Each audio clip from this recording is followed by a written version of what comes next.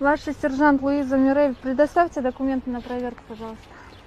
Можно мою регистрацию? Нет. У меня же нормально все. Документы все предоставьте. Да, спасибо большое. Здравствуйте. Вы не подавали на регистрацию? Подавали? Но вы знаете, что находиться без регистрации на улице нельзя? Да, мы сегодня вот вышли. У вас 30 дней есть еще? Сделайте документ. Давайте, я возьму, посмотрю. Мы перевозками занимаемся. На русском можно говорить, пожалуйста? Вот мне неприятно, прям вот вы стоите здесь, что-то тарахтите на русском. Мы же в России живем, правильно? Мы перевозки. Друг друга общаемся просто. Я еще раз прошу, на русском.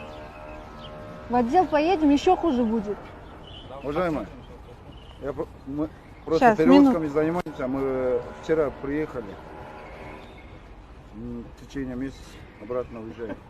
Сіздермен geçen olur mu Қаншадан Разрешение на перевозку есть? Конечно. Есть, да? Эми ошондо силерди эмне кылайын?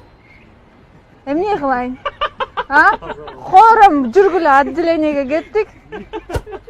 Надо было Жана сказать. Жана, что сказать? Эмне айтыш керек эле? Быстро поехали хором в отделение. Я вас чем-нибудь угощу, чаем, там, пловом. Пошли. Все? Пили? Ну ладно, хорошо тогда.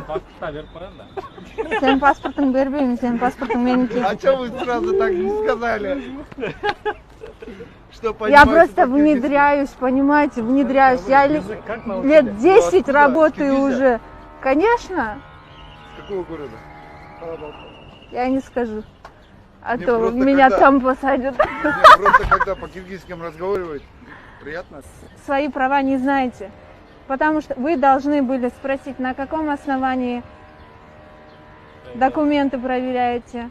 Предоставьте ваше удостоверение, и только потом давать документы. Без оснований никому никогда